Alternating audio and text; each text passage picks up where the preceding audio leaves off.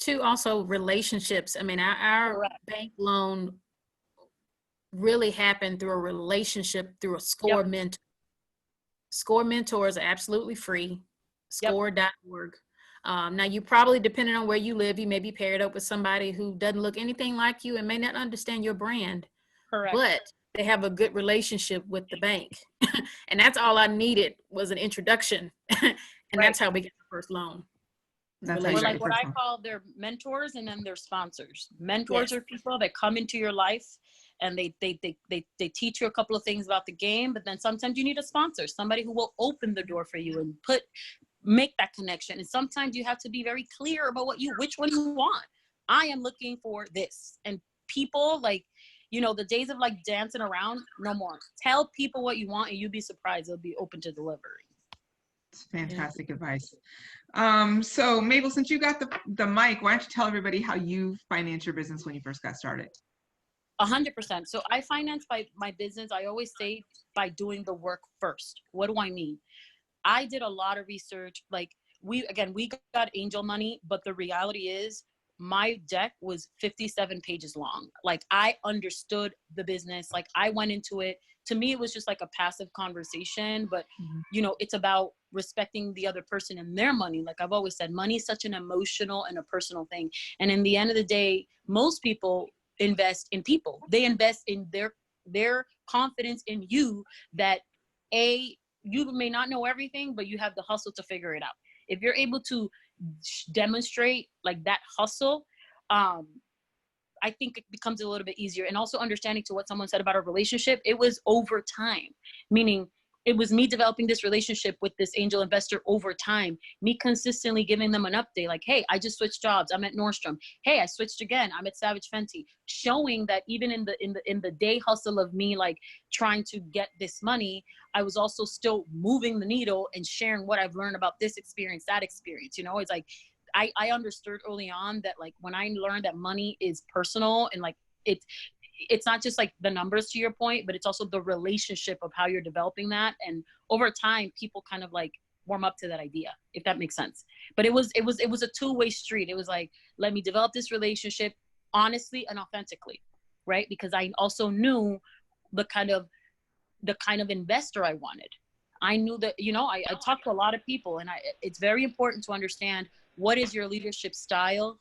How do you learn? You know, some investors, they'll put like a fire under your ass, and that's great. I don't work well that way. So not all money is helpful money. You need to also do your research. So when you got started, you did it with a venture capitalist. You didn't put your own money in? No, with an angel investor. He's not a venture investor. capitalist. Sorry, angel investor. Back to someone who was just chilling and just saw two hungry girls and was like, let's go for it. I mean, you guys look like you know what you're talking about. And also do not be afraid to bark up people that may not have anything to do, that understand your experience or your product. Those are the people that actually are more willing to help because, you know, they feel a desire. And especially now, again, more than ever, I think strike the iron while it's hot, because I see a lot of VCs taking phone calls.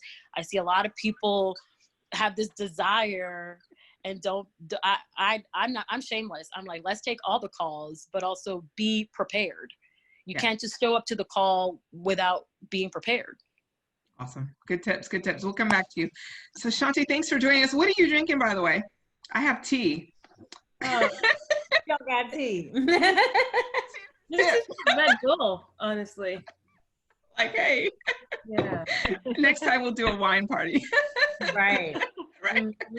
We should have a little bit of fun with this. So thanks for joining us. Well, so when you got started in your brand, Black Girl Sunscreen, how did you finance it? Because sunscreen is expensive to start. Very expensive. And I'm glad that you mentioned that, because there's a lot of folks out there that have no idea.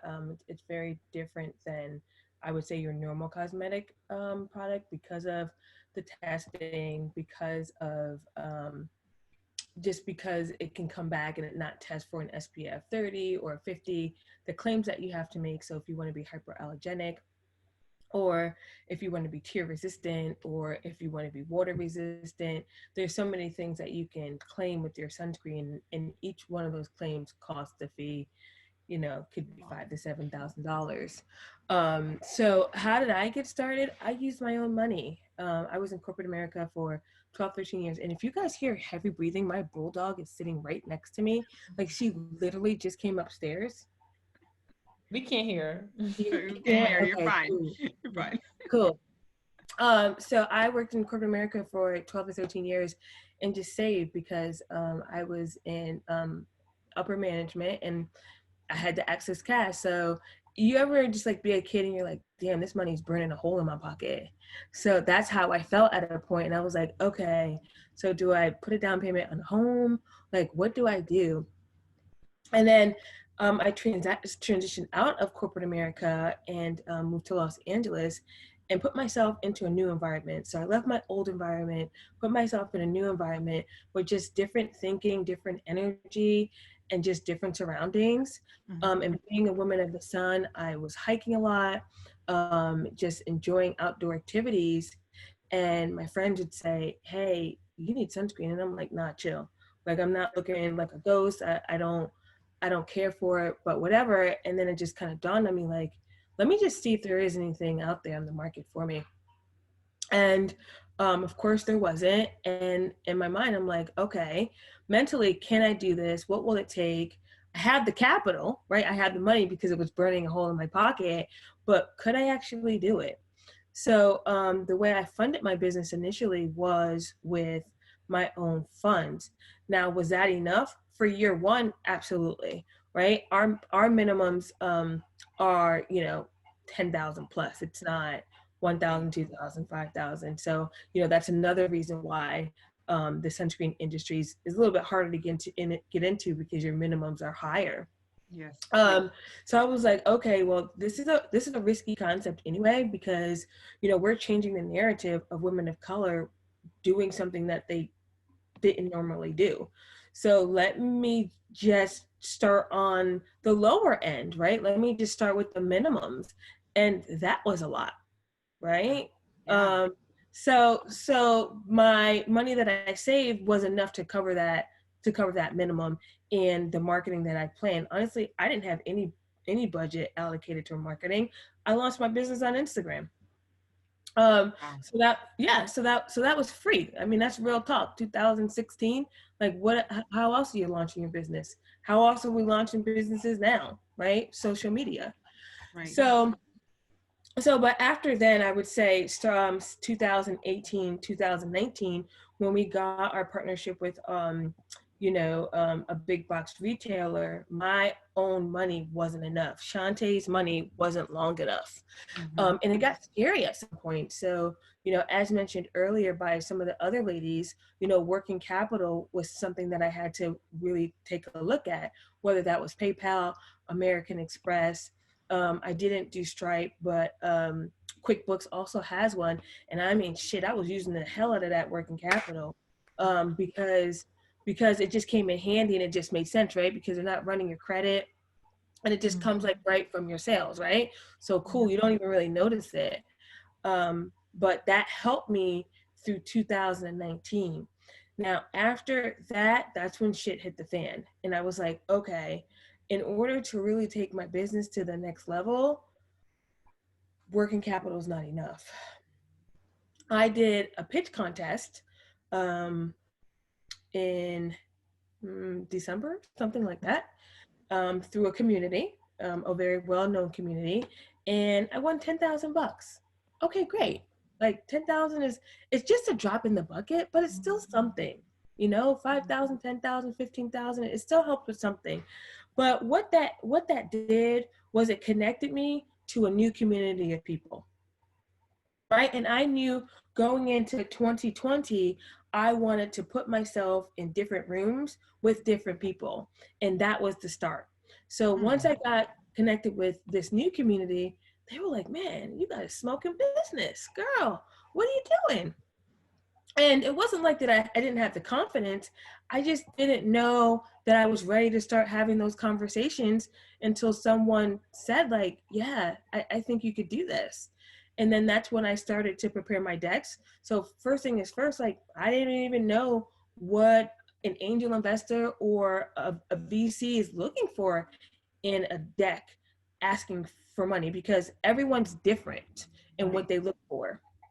So I started to get the deck together, and that within itself is super strenuous because you're removing yourself from your business to work on numbers. And when you show, your deck to different people, they all have different opinions. There's so many hands in the pot. And you're like, well, I don't know, right? But anyway, I entered another pitch competition, and this was in front of investors this time. Okay. So my first competition was just for like money, like a grant. And then my second competition was to get investment or to continue the conversation. So when I presented, it was kind of lame. My presentation kind of sucked because I was super robotic. But when they started asking me questions, that's when I was my real self. Because truth be told, these competitions are very nerve-wracking. Yes. So they were impressed by, the numbers, of course, and then how I responded. So the way I even got to these investors was, like you said, Mabel, was numbers are everything, right? Your financials have to be buttoned up. That's not even, you can't even start talking to angels and VCs without having buttoned up financials, period. And then the concept was, some people really enjoy the concept and some people don't. It's truly up to you. So anyway, I go through this pitch competition, get some yeses, like they want to, continue with the conversation. And then I got introduced to somebody else and they were really interested. And I mean, it was about 2 months of back and forth conversations, but this was also during the launch of the Rona. I was in South Africa at the time and still communicating with this woman, and she's like, yeah, I'm serious, right? And that could have been like, hey, you know what, I don't really have the money, my money's in the stock market, I can't invest, or things have changed, Shantae, like I don't know if I could do it, but the deal still went through. So I went from literally my little coins, which actually wasn't a little bit of money, right, to then, the working capital and just being strapped for cash because it was just sales and just reinvesting in the business, but also at the same time being very conservative on how I spent and leaning and running my business very lean. So I wasn't, like, it's all cool to want to participate in sponsorships, but sometimes you just can't monetarily. Right? Maybe you can donate with a product or even you participating in a panel, but sometimes just the capital isn't always there. So for me, I didn't overextend myself. I knew that the time would come. Let me stand in line. And when I have that, then I'll do it. So from 2016 to 2019, I ran very, very slim, not overspending, knowing that like, hey, I'm trying to get to a certain point. I don't have this capital. So now here we are. We secured a deal, maybe 2 or 3 months ago.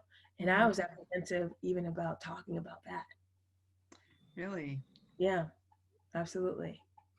Where did that come from? Where did the apprehension come from? Well, I think that things change for you. It's like, people think you got money. So it depends, right? So people that don't really know business, they think you're a millionaire. Oh, you just got $1 million? You're a millionaire? No, bitch, I don't got no money. No, it's for the business. It's not for Shantae, it's for the business. Right. Yeah, you could be running a $5 million business, but paycheck to paycheck, it's real. I told my sister